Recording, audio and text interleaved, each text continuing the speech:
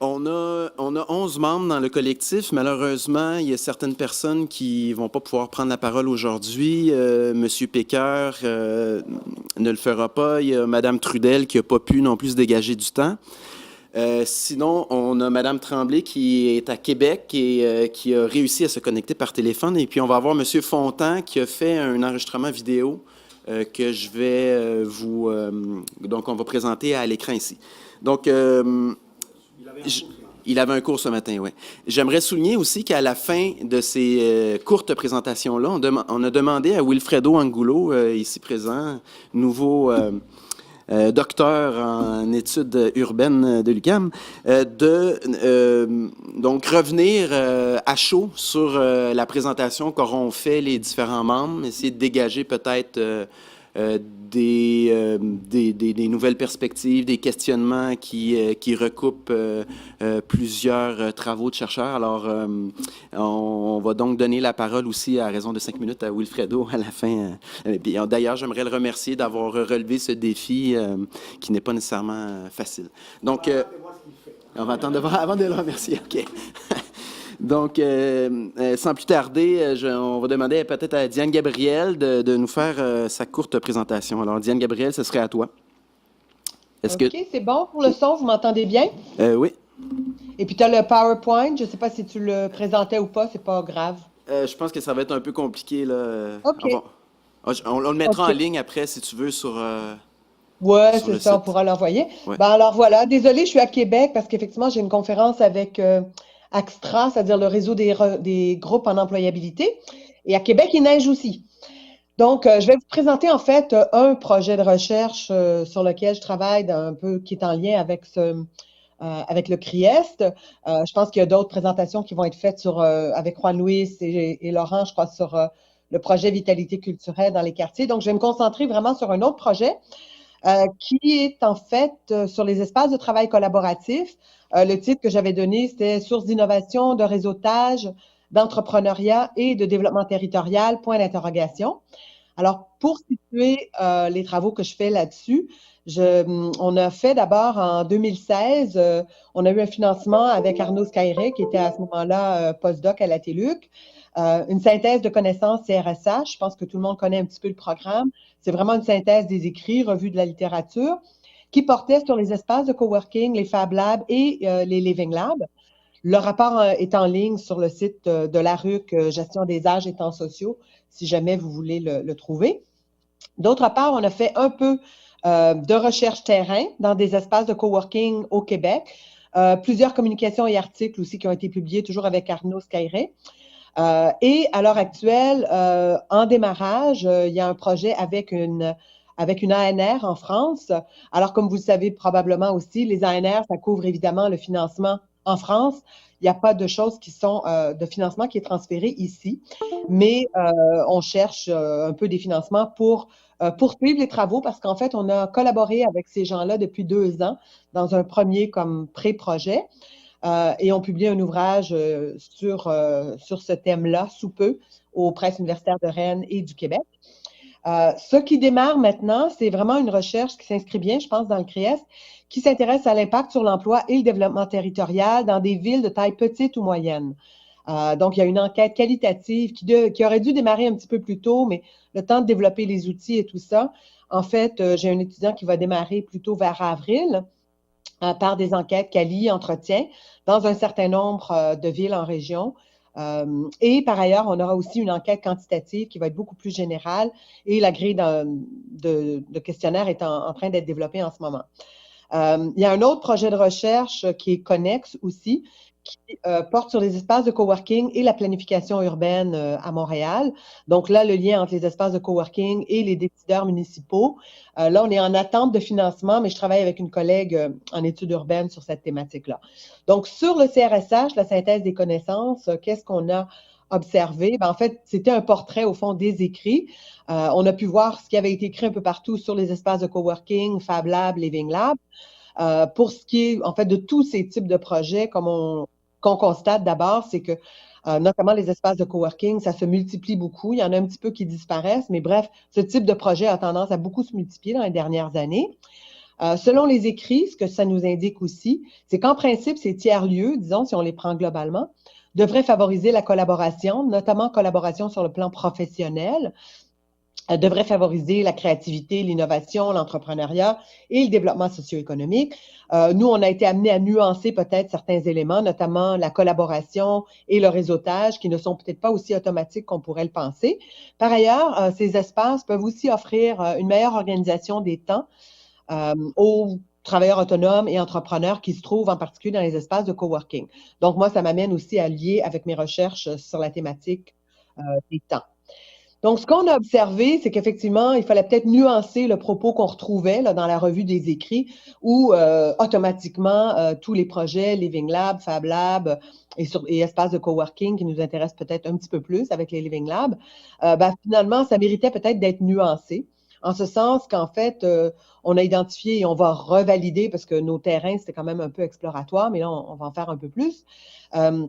Ce qu'on a pu constater, c'est que il y a des facteurs d'influence qui vont faciliter la collaboration ou qui vont faire que dans certains cas, il n'y en aura pas nécessairement.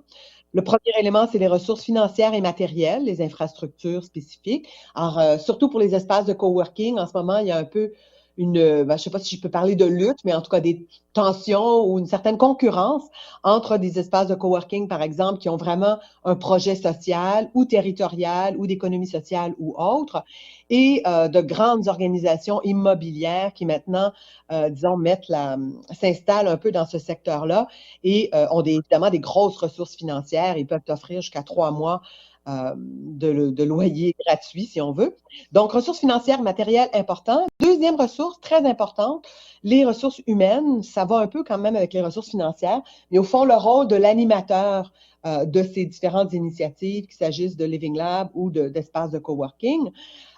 Et effectivement, s'il n'y a pas ces ressources-là, les espaces, finalement, peuvent peut-être moins susciter les échanges, la collaboration, la créativité et donc le développement territorial.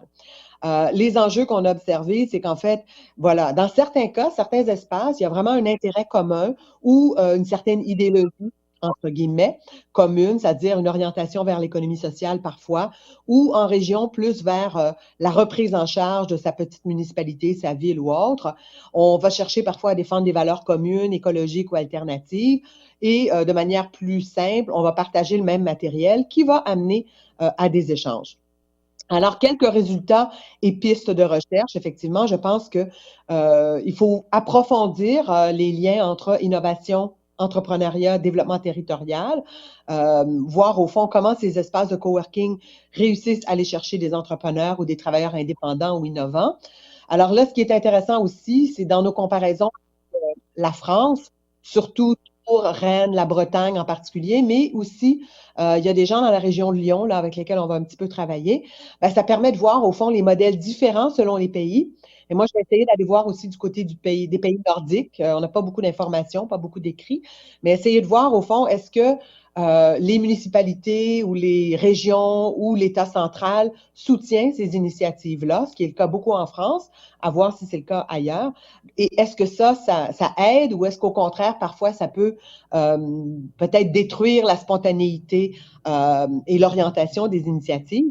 Pour le moment aussi, et dans l'ouvrage qu'on va faire paraître, là, il y a quelques chapitres qui montrent bien qu'effectivement, comme je le disais, les collaborations ne sont pas automatiques. Et on a même observé, c'est intéressant, certains travailleurs autonomes qui s'installaient dans ces espaces et qui, au contraire, voulaient en fait vraiment continuer. Ils ne voulaient pas travailler chez eux, mais ils voulaient travailler là, dans une certaine forme d'isolement, malgré tout, parce qu'ils avaient des craintes, comme on retrouve souvent dans les PME, qu'on leur pique leurs idées, etc. Donc, l'idée que cet espace va amener des réseaux, de la collaboration, des nouveaux projets, c'est pas automatique. Donc, une des questions, c'est comment s'assurer que ça se développe.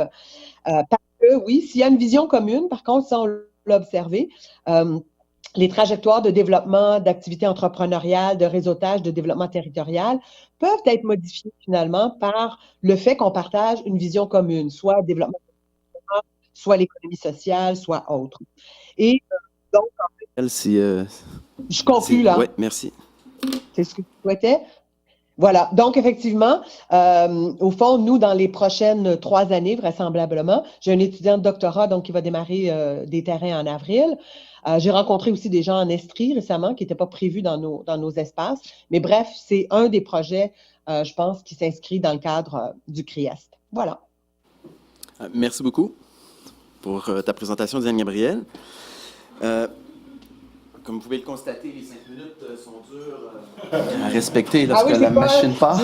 Comme j'avais le PowerPoint sur mon écran, je n'avais pas le temps. Désolée. Ah, ça va, ça va. On va enchaîner donc avec la présentation vidéo que M. Jean-Marc Fontan nous a préparée. Donc, je vais la... Celui-là, non, ça c'est timé à la seconde près. On ne sait jamais. On ne sait jamais qu'est-ce qui peut arriver. Donc, ouais.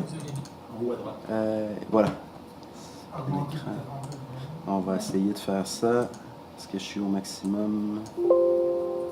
Bien, malheureusement, je ne peux pas être avec vous. Donc, en 5 minutes, comment est-ce que je me situe dans le travail de nouveaux modèles d'action dans une perspective de transition sociale et écologique? Alors, rapidement, autour des différents axes, sur l'axe croisement des savoirs, bien, il y a plusieurs petites choses qui sont intéressantes. Premièrement, autour de la chaire qui existe toujours UQAM, méthodologie, épistémologie, la recherche partenariale. On travaille beaucoup avec le service aux collectivités Florence Piron, Parole d'Exclus, à la mise sur pied d'une association en recherche-action. Donc, ça nous permet de travailler plus la question de la méthodologie. J'y reviendrai un petit peu plus tard. Au niveau de croisement des savoirs, donc l'axe sur innovation et territoire, évidemment, je suis lié au TIES, mais je n'ai pas encore assis vraiment précisément une réflexion avec le TIES sur comment faire une espèce de synthèse, ou du moins comment travailler avec d'autres personnes pour être en synthèse. Donc, ça, c'est plutôt un chantier à venir. Croisement des savoirs, mais on a eu une première rencontre. C'est intéressant. Là, il faut attendre un petit peu que les choses se placent pour voir où on va pouvoir se placer par rapport aux différents projets. Et par rapport à Parole d'Exclus, bien, il y a présentement tout un travail de réflexion pour le refinancement de l'organisation, le repositionnement aussi de l'incubateur universitaire. Il y a peut-être un élargissement qui s'en vient de la fonction de ce dernier. Donc, il y a des choses qui vont débloquer incessamment. Autour du plus gros des axes de travail dans lequel je suis, c'est celui sur la philanthropie en lien avec des acteurs dans une logique de justice sociale et justice environnementale. Donc, on est au cœur de la question de la transition.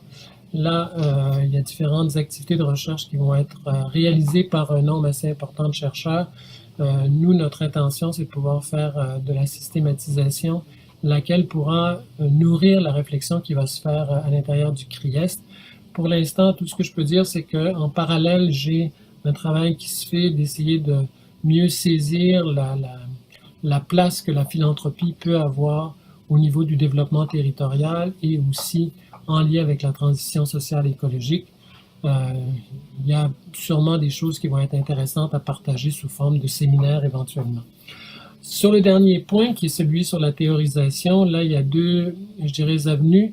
La première, c'est celle que j'ai mentionnée tout à l'heure autour de la recherche-action. Il y a effectivement une réflexion qu'on essaie de faire en termes de mobilisation pour essayer d'avoir un canevas commun qui nous permettrait de travailler autour de cette approche en fédérant différentes familles, mais aussi en ayant une action, on pourrait dire, politique pour faire en sorte qu'il y ait une meilleure reconnaissance. Avec Janie Houle, qui est un projet qui n'est pas nécessairement identifié, ça nous permet aussi beaucoup de voir comment il est possible de faire un travail de médiation entre des acteurs, pas des acteurs, mais entre des citoyens et citoyennes en situation HLM qui ont des besoins, des problèmes autour de leur habitat et de voir comment il peut y avoir des solutions qui peuvent être co-construites avec des institutions publiques. Et là, on est en interface avec des hauts dirigeants. Donc ça, c'est un projet très intéressant qui vaudrait la peine de regarder sous la forme d'un séminaire. Donc il y a plusieurs séminaires qui peuvent se dégager des chantiers qui sont autour du croisement des savoirs, de la philanthropie et de la théorisation autour de la méthodologie. Maintenant, beaucoup plus profondément sur théorisation, Il y a un séminaire que j'avais commencé il y a plusieurs mois, c'est presque 2 ans, où j'avais fait une première version qui avait permis 2 séminaires. Et je pense que là, on pourrait avoir un troisième séminaire qui nous permettrait de voir comment une forme de théorie générale pourrait nous aider à mieux comprendre le travail autour de la transition sociale et écologique. Alors voilà un petit peu ce que j'aurais à dire. Présentement, mes travaux ne sont pas encore complètement, je pourrais dire, cadrés en fonction du CRIEST. Là, je pense qu'on commence. C'est pourquoi maintenant, il faudrait que je puisse mieux comprendre comment mobiliser des ressources du CRIEST pour pouvoir faire atterrir des idées ou partager des idées avec les collègues. Présentement, c'est un peu, on se sent un petit peu en silo les uns par rapport aux autres. Alors, j'espère que ce que je dis n'est pas trop déconnecté de ce que vous avez dit jusqu'à présent, comme il ne me reste...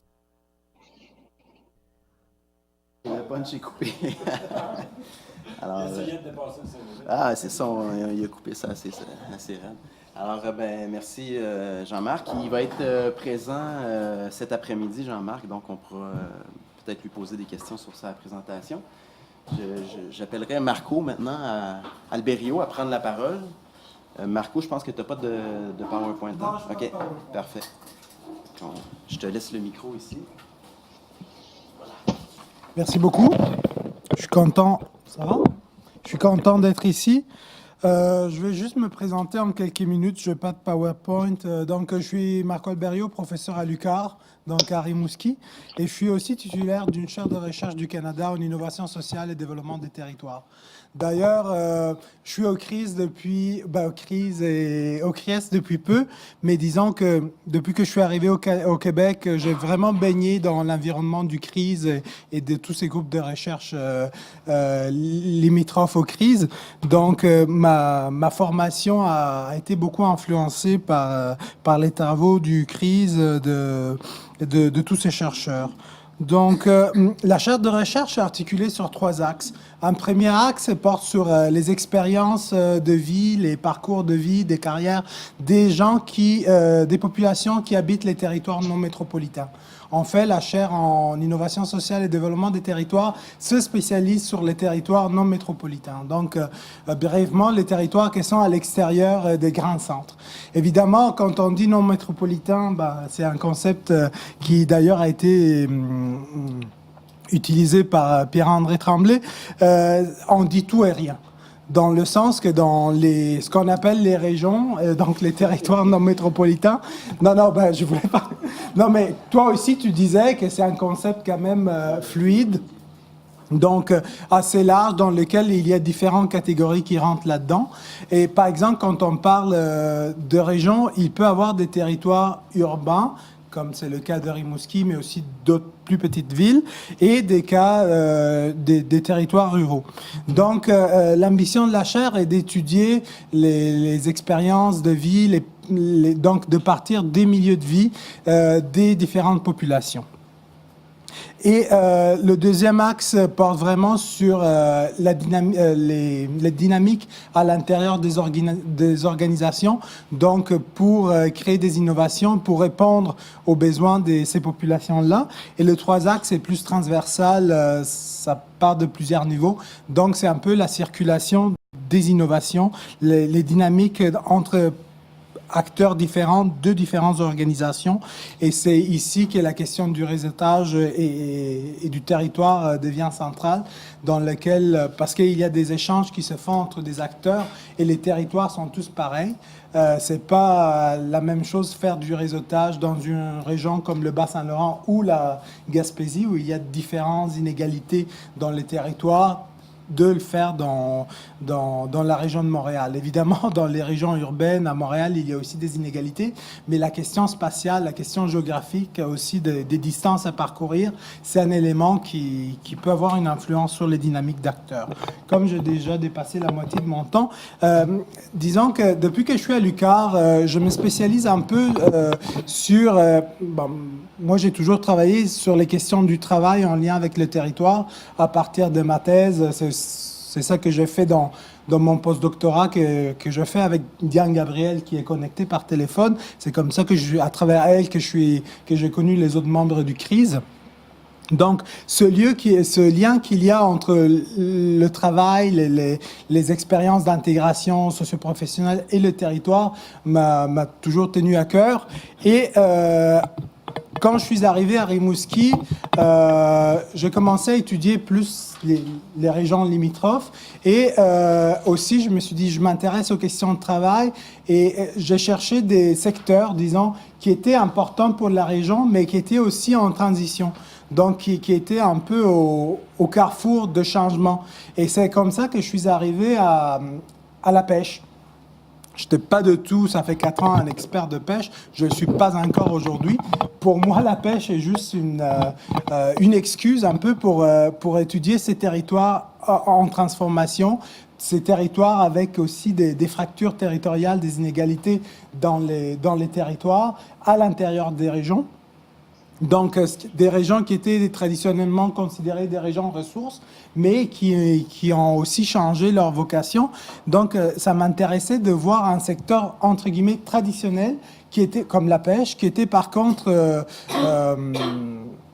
influencé par des nouvelles dynamiques de différents niveaux. C'est ici la question des niveaux qui abordait Juan Luis. Donc, pour moi, l'intérêt d'étudier ce métier qui est la pêche est d'étudier aussi des transitions socio-écologiques qui se font à différents niveaux. Donc, le travail de la pêche est influencé par des questions micro de communauté, relation avec la communauté, acceptation du métier dans la communauté, des gros moments comme la crise de la morue avec la fin de certains types de pêche. Aujourd'hui encore, Marina et Raphaël vont l'expliquer avec la crise de la ressource crevette. Ça désimpacte, ça fait rire un peu mes collègues, ils nous taquinent des fois, tu travailles sur la crevette. La crevette est juste une excuse pour voir comment les communautés se reconfigurent face aux crises. Donc, c'est aussi une question d'innovation sociale. Comment répondre à des problèmes de plusieurs niveaux, donc sociaux, environnementaux, politiques, avec aussi toute la réglementation de plus en plus sévère du fédéral et du provincial. Donc, c'est comme ça que je suis arrivé à la pêche. Et il y a un projet CRSH qui se conclut dans lequel aussi il y a Diane qui travaille avec moi sur l'axe plus conciliation dans le secteur de pêche. Donc, c'est comme ça que je suis arrivé à m'intéresser à la pêche dans ces régions-là. Et le CRSH porte surtout sur la Gaspésie, tandis que le deuxième projet, qui arrivait un peu par hasard en parlant avec des biologistes de l'UQAR, j'ai décidé de continuer mes recherches dans le secteur de pêche, plus spécifiquement par rapport à la crevette. Je ne vais pas trop dire de ce projet parce que Marina et Raphaël vont en parler, mais c'est lié aux changements globaux, changements climatiques et changements globaux plus en général, dans lesquels auxquels doivent répondre les communautés de pêche. Il y a 2 volets, un volet autochtone et un volet allochtone. Dans le volet autochtone, il y a aussi le riz-guillemot qui est associé. Et de toute façon, ils vont parler sur cette recherche, les 2 postdoctorantes, Marina et Raphaël. Donc, c'est bon. Merci beaucoup, François Berriot. Alors, je demanderai à Jacques Caillouette. Merci, c'était là. Merci, Jacques. Alors, bonjour. En gros, moi, je vous parle d'un projet de recherche, en ce moment, à très petit budget. Mais cet automne, je publiais au Cahier du CRISE une étude là, sur l'intervention des organismes communautaires en santé mentale en Estrie. Et dans cette étude-là, c'était sur le partenariat entre les organismes communautaires et le réseau public. Et, disons, l'originalité de l'étude, c'est de présenter le milieu communautaire et le réseau public comme 2 espaces différents, des espaces d'intervention différents. Ils le sont sur le plan juridique. Un des espaces, le réseau public, est un espace gouvernemental, un espace étatique et propriété de l'État, disons, si on peut parler des communs, alors que le milieu communautaire, c'est des organismes, on pourrait dire, non gouvernementaux de la société civile et basés sur la citoyenneté et l'imputabilité de leur assemblée générale. Sur le plan juridique, c'est ça. Alors, en mettant un face à l'autre, ces deux espaces-là, en les posant comme distincts, ensuite, le questionnement est sur les partenariats possibles, mais des partenariats qui n'impliquent pas une fusion des identités, mais une collaboration entre des mondes différents, comme un troisième espace. Et le souhait là-dedans, c'est que l'espace de la société civile donne un peu d'oxygène à l'espace étatique qui tend à se scléroser dans des rapports trop autoritaires et hiérarchiques, selon moi. Et ces rapports-là, pour qualifier ces deux espaces-là, les 4 dimensions qui étaient interrogées, c'est le rapport au territoire. Alors, l'espace public, c'est comme déterritorialisé avec entre autres, avec la réforme Barrette, c'est devenu encore plus fort que les institutions publiques sont devenues un peu des succursales sur le plan régional du ministère de la Santé et des services sociaux. Alors que les espaces communautaires se doivent d'avoir un ancrage profond de leurs membres parce que c'est local. Il y a ça. Alors, la dimension du rapport au territoire. Ensuite, la dimension du rapport aux personnes.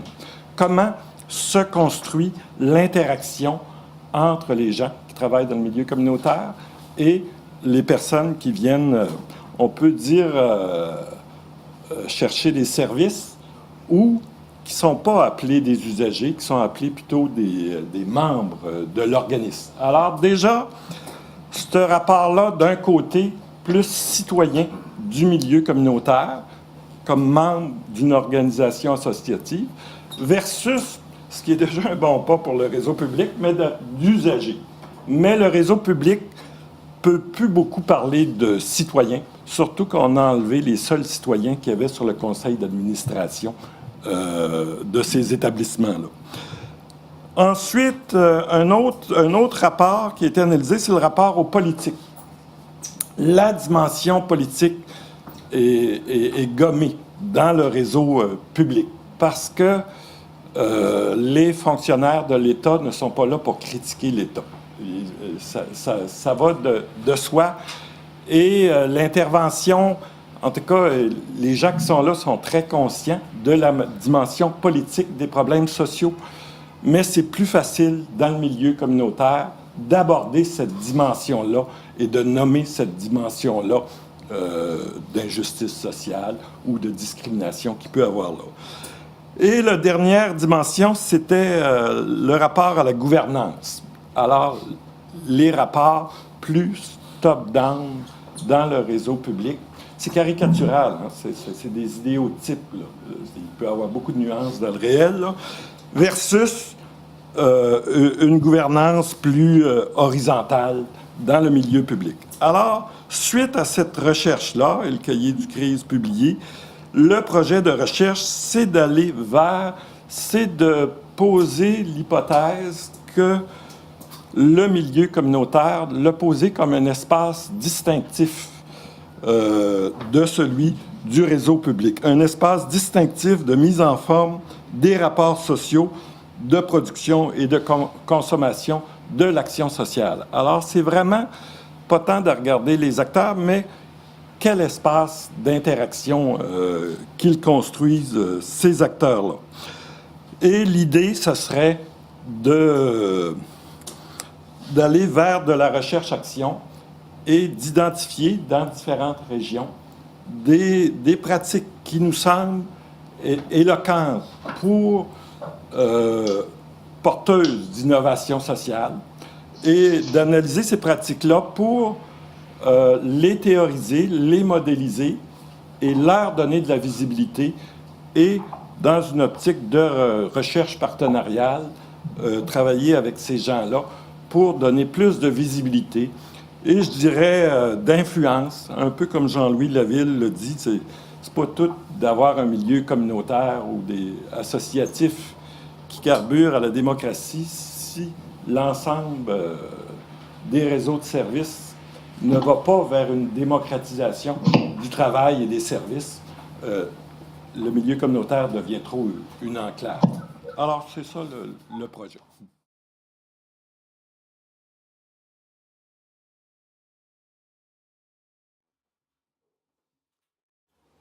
Voilà, alors moi je vais vous parler en fait, j'ai 3 projets qui sont inscrits dans la programmation du CRIEST.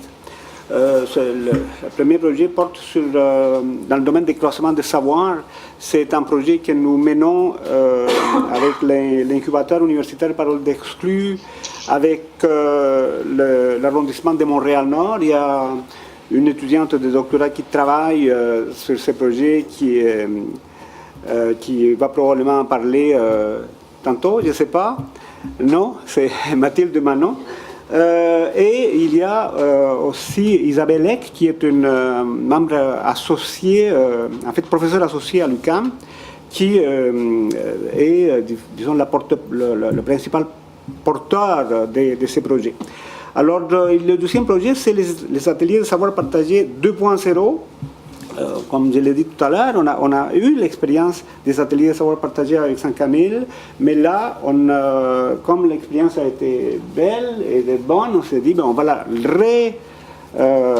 rééditer, mais dans un environnement plus large, en incluant 2 autres communautés, c'est la communauté de Bellechasse et de Bétis-Saguenay. Et nous venons de commencer, c'est une subvention qu'on vient d'avoir pour 2 ans, et pour justement voir comment on peut élaborer avec les 3 communautés un modèle plus large qui est celui qu'on a élaboré avec Saint-Camille.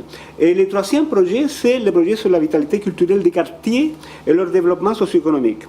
Alors c'est surtout de ces projets-là que je vais vous parler, parce qu'on n'a pas le temps d'en parler des 3. Je vais me centrer sur celui-là et parler de comment on a fait une évaluation de la vitalité culturelle dans les différents quartiers de Montréal et des effets sur le développement des quartiers. C'est une recherche que nous avons menée dans le cadre d'un gros projet CRSH, un projet Savoir CRSH, mais largement en partenariat avec Culture Montréal. Alors pourquoi s'intéresser à la vitalité culturelle locale?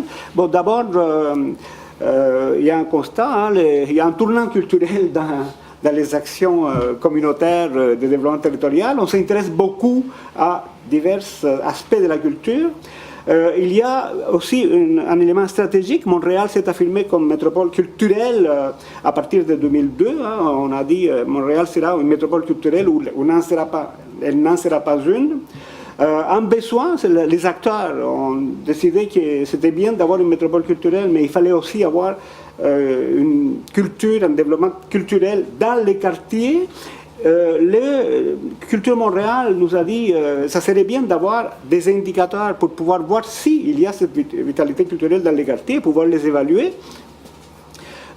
Ça nous a amené en fait à élaborer ces indicateurs et à les appliquer dans 3 quartiers de Montréal, donc Rosemont-Petite-Patrie, Sud-Ouest et Côte-des-Neiges, et tout ça en partenariat avec Culture Montréal et le TIES. Alors j'ai juste quelques éléments pour qu'on voit les indicateurs. D'abord, en termes de grands thèmes, les actifs.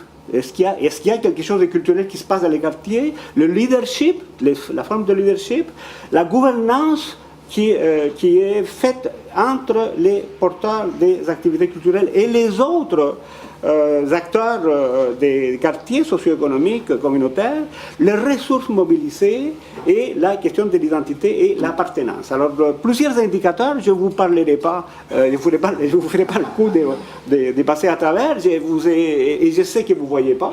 C'est juste pour vous dire qu'on a un ensemble d'indicateurs qui l'idée, c'est que les acteurs eux-mêmes les appliquent. Et c'est ce qu'on fait. Et ce qui est intéressant, c'est que, et c'est ça que j'aime dans ce type de projet qu'on fait en partenariat, c'est que les Culture Montréal, mais aussi les acteurs se sont appropriés de ces indicateurs. Ils les utilisent eux-mêmes. On n'a pas besoin d'y être. Et évidemment, ils les adaptent. Et par ailleurs, on tient un forum sur la vitalité culturelle des quartiers qui a lieu le 18 mars et qui sera organisé avec Culture Montréal et en relation avec le TIES et les crises et TELUC. C'est un forum qui réunit les principaux acteurs de la culture à Montréal. Et c'est un projet qui a débuté il y a plusieurs années, il y a 3 ou 4 ans, même plus, avec une équipe de recherche où il y a bien Gabriel Tremblay et moi-même comme professeur, mais il y a plusieurs étudiants qui ont été concernés par ça. Wilfred Angulo qui a fait sa thèse de doctorat sur le cinéma bobien, Leila Ghaffari qui va terminer bientôt sa thèse de doctorat sur l'effet de la culture sur la gentrification, Catherine Larreau qui a fait son mémoire de maîtrise sur la culture dans un des quartiers de Montréal, Laurent Sauvage qui est ici, qui a été une cheville ouvrière presque dans tous les sens du mot, de ces projets qui a été très important. Et notre nouveau, récemment admis dans l'équipe, c'est Alexandre Paré qui va travailler aussi sur des questions qui ont lien avec la gentrification. Et pourquoi? Parce que la culture génère la gentrification, mais elle peut aussi être en fait gérée d'une façon à ne pas nuire à la collectivité locale. Alors, c'est important de dire qu'il y a eu un comité de suivi, mais un comité de suivi assez important, donc avec des membres de Culture Montréal qui se sont succédés à un groupe qui a été très important, c'est le regroupement Agriculture de Rosemont Petite Patrie, représenté par Vincent Magnan, qui est un acteur très actif et très important à Montréal sur l'agriculture, et évidemment le TIES qui a collaboré avec les projets et où il y a eu une personne qui a participé aux diverses étapes. Alors voilà, c'est ce que je voulais vous dire de mes projets. Merci beaucoup, M. Klein. Alors, on terminerait le tour de parole avec Pierre-André Tremblay.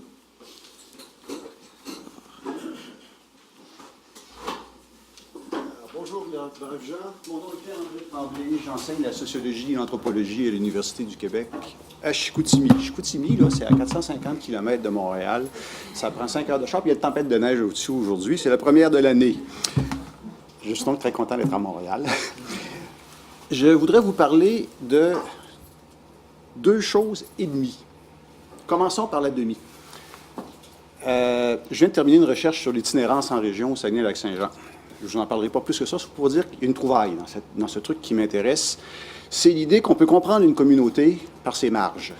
On a toujours l'idée d'une communauté, on en parlait dans l'autobus hier, on a toujours l'idée d'une communauté comme des espaces.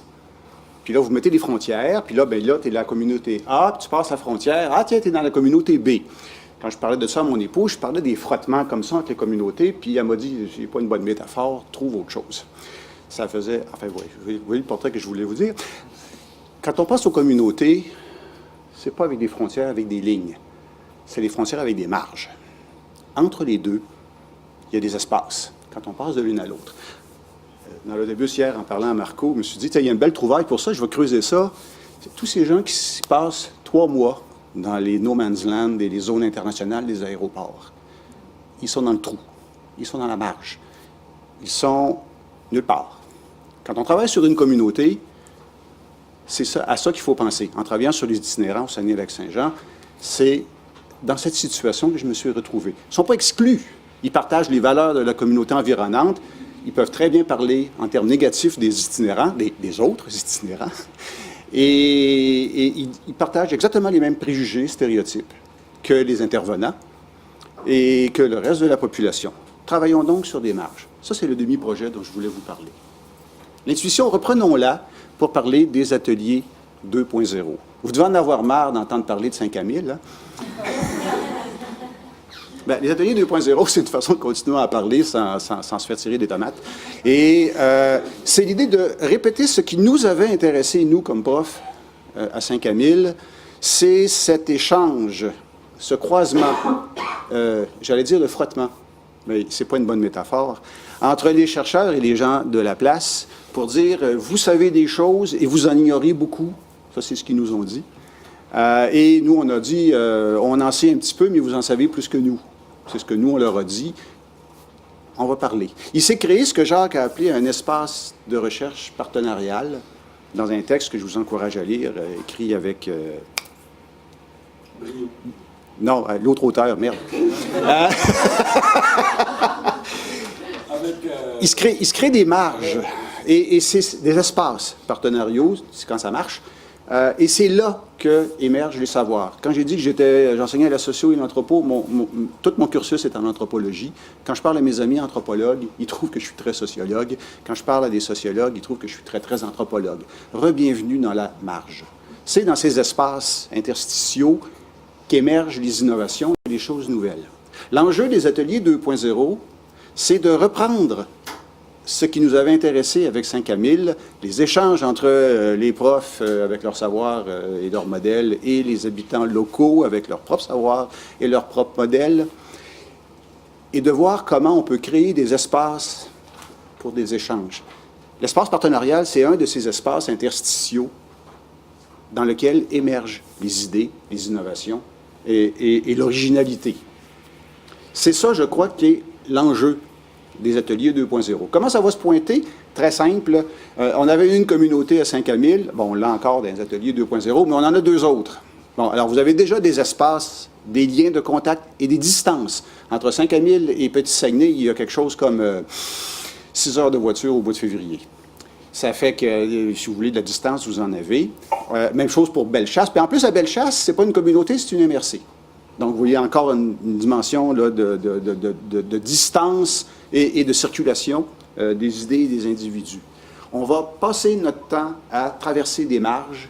On va passer notre temps à se situer dans des espaces qui ne sont ni l'un ni l'autre, ou les deux, comme mes itinérants au Saguenay-Lac-Saint-Jean. Voilà l'enjeu, je pense, avec lequel on va se retrouver dans les ateliers 2.0. Ces espaces interstitiaux, ce n'est pas seulement des espaces à mi-chemin entre les deux, c'est aussi des changements d'échelle. Le savoir de Saint-Camille est un savoir extrêmement localisé, c'est ce qui faisait sa force. Et ce qu'ils nous ont demandé, c'est comment on peut remettre en contexte ce savoir très, très local que nous avons. C'est en bonne partie là la fonction des professeurs dans le projet. Quand on a 3 communautés situées à des espaces, à des distances fortes, vous êtes en plein dans le changement d'échelle. Vous passez d'une communauté locale à ailleurs. Et là, le discours va devoir changer d'échelle et d'application. Et en plus, dans certaines localités, vous avez déjà un problème d'échelle. Comme Bellechasse, ça va être une MRC. Puis, si jamais vous êtes passé par le Bas-Saguenay, ce que je vous encourage à faire, mais pas au mois de juin quand il y a des mouches, c'est que Petit-Saguenay, ce n'est qu'une des localités du Bas-Saguenay qui en compte au moins 3-4 autres vachement intéressantes et absolument magnifiques, mais vous êtes en plein dans des changements d'échelle. Quand je discute avec le maire de Petit-Saguenay, qui est un gars sympathique et hyper dynamique, je ne sais jamais s'il me parle du village de 622 habitants ou à peu près à Petit-Saguenay, ou s'il me parle du Bas-Saguenay, s'il s'approprie le reste du territoire, parce que c'est lui qui est... enfin, il est très dynamique, disons, pour être plus. Donc, dans tous ces cas-là, il y a une question d'échelle qui va se pointer. Quand vous changez la largeur du territoire... C'est quoi un territoire? C'est un espace qui est socialement investi. Il n'y a pas d'autre définition raisonnable du mot territoire. Mais quand vous changez la grandeur de ce territoire, vous changez nécessairement le type d'investissement social qui s'y déroule. Et ça change la donne. Ce que je ne sais pas, c'est concrètement comment ça va se passer dans le projet pendant 2 ans. Mais ça, c'est le plaisir de faire du terrain. Là, c'est l'anthropologue qui parle. Là, c'est le plaisir de faire du terrain, c'est qu'on sait quand est-ce qu'on y entre et on ne sait pas dans quel état on va en ressortir. Ça, c'est sympathique dans la vie. Dernier truc dont je voulais vous parler, mais là, je ne peux pas en parler beaucoup. Mais il va falloir qu'on se reparle, Laurie.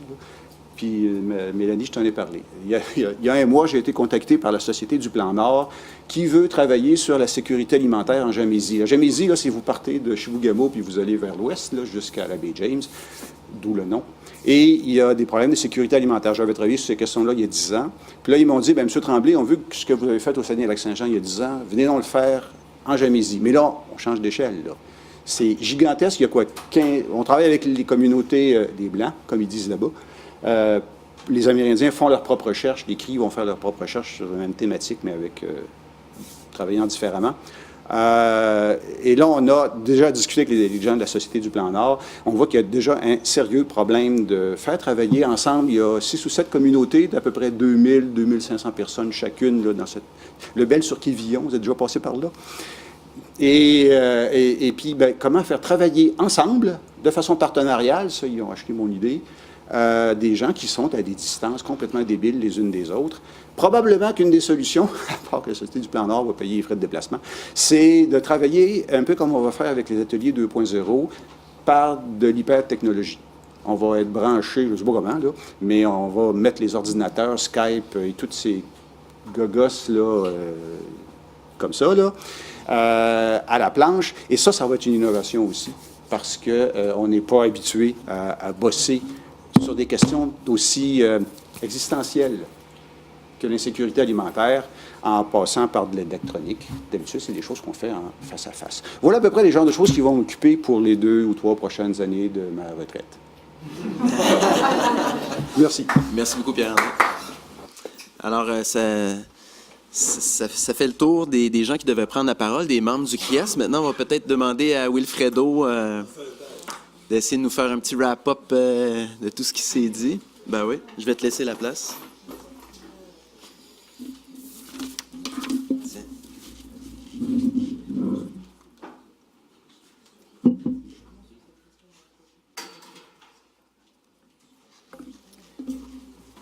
Bon, merci beaucoup pour l'opportunité. C'est difficile, hein, parce qu'il y a toute une diversité qui a été exposée aujourd'hui. Et qu'est-ce que... On m'a demandé de voir si on pourrait avoir une synthèse des éléments qui peuvent se dégager des interventions d'aujourd'hui. Est-ce qu'on m'entend bien? C'est correct? OK. Moi c'est moins clair. Si OK, Diane, je parle plus fort. OK, je vais là-bas. OK.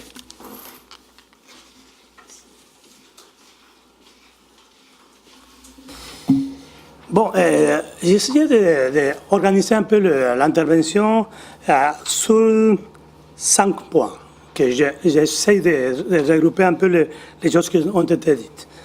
D'abord, c'est très encourageant de voir les présentations parce qu'on voit une espèce de mouvement des gens de la recherche qui se penchent sur les innovations sociales, sur le développement local. Donc, ça encourage, ça stimule de voir autant de gens avec tant de créativité et tant de thèmes qui se développent. Et les projets qu'on nous a présentés aujourd'hui, on voit toute une diversité d'entrées. On parle de la philanthropie, on parle de la vitalité des quartiers, on parle de tout. Et les projets sont divers et sont en consonance avec les aspirations, les besoins des espaces qu'on travaille. Okay? Donc, c'est pour ça cette diversité, et c'est l'adaptation qui fait les chercheurs à la situation qu'ils vont affronter comme situation de recherche. Donc, voilà, on voit comment on est capable de s'intégrer à une problématique en s'adaptant à l'échelle, en s'adaptant aux problèmes, en s'adaptant à ce qu'on va trouver comme réalité, disons, des enjeux socio-économiques. Mais ce qui m'a impressionné dans les présentations, c'est la diversité des chaires qu'on a touchées, qu'on touche dans les projets. Parce qu'on part de la plus petite échelle, que c'est l'intégration des personnes. Hein? L'intégration des personnes, on passe au communautaire, on passe au quartier, on passe Et en région, on passe à une combinaison entre communauté et un secteur d'organismes. Donc, c'est une combinaison. On passe à des espaces interstitiels, des espaces non définis, non réglementés, qui aussi peuvent être mis en fonction d'une recherche. Et voilà, donc, en passant pour les villes, les petites et les moyennes villes, les milieux ruraux, les milieux urbains, donc on touche presque la totalité du territoire, même national, parce qu'on a écouté aussi aujourd'hui un projet de politique agricole, et ça touche l'ensemble du territoire, la Provence en fait. Donc, on n'a pas laissé un espace qu'on n'a pas touché dans la diversité des projets qui ont été évoqués aujourd'hui. Il y a deux éléments qui aussi apparaissent. Il y a l'élément du transfert de connaissances. Il y a un intérêt de la part des gens qui font la recherche sur les innovations sociales et le développement local, de que cette connaissance soit échangée, c'est partagé. Mais on n'a pas vu ça dans l'ensemble des propositions d'aujourd'hui. C'est dans une partie des propositions qu'on a vu cette préoccupation pour le transfert. Ça peut être ça se doit peut-être au fait que c'est un élément déjà très développé dans un projet, la partie visibilité, la partie transfert de connaissances. Ça se peut aussi le temps qui n'a pas laissé la possibilité de montrer qu'à côté d'un projet, il y a aussi tout un effort de transférence. Donc, on ne sait pas si c'est un élément qui est encore à développer ou c'est quelque chose qui a été omis à cause du temps. Donc, mais c'est un élément important, la transférence de cette connaissance que se produit dans les différents territoires et que ça passe aux gens qui ont besoin de cette connaissance, à la production de savoir. L'autre partie, je termine avec ça, c'est les approches, les notions et les paradigmes. Quand on voit un peu le dessin du plan d'aujourd'hui de travail, on se sent un peu chapeauté pour un paradigme de la transition.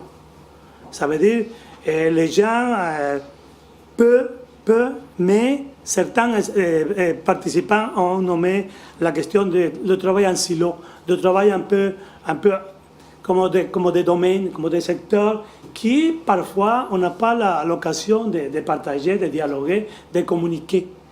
Parce qu'il n'y a pas la possibilité. Je crois que cette initiative de créer aujourd'hui, ça peut être une plateforme qui pourrait nous donner les liens qui, dans le futur, pourraient nous aider à nous communiquer et à profiter de cette synergie pour être beaucoup plus performante, pour être beaucoup plus pertinent, pour être beaucoup plus en mouvement avec une tendance qu'on peut partager. Je m'adresse aux questions de la transition sociale, énergétique, écologique, par exemple. Ça a été nommé dans les discours, ça apparaît dans les discours. Pour certains, c'est quelque chose qui fait partie de ces préoccupations qui croissent ces recherches, qui croissent sa pensée. Pour d'autres, ça pourrait être une espèce de chose qui est obvious. Ça veut dire que c'est évident. Ça veut dire, moi, je travaille sur le développement local et la culture, et je me dis, moi, je suis dans le paradigme de la transition. Donc, pour moi, c'est pas quelque chose que je dois ajouter, que je dois m'immerser. C'est quelque chose qui, ça fait juste que je travaille sur l'innovation sociale, le développement local, avec une approche plus ou moins sociale, ça rentre dans la transition. C'est peut-être pas ça. C'est fort à réfléchir. Et peut-être, cet grand paradigme, c'est le paradigme qui peut nous chapeauter à tous et nous donner les connexions possibles pour le futur. Donc, à penser un peu à ça, c'est une question, c'est moi qui me questionne là-dessus. Et voilà. Donc, je crois que la journée d'aujourd'hui va nous aider à comprendre un peu la diversité, où est-ce qu'on s'en va,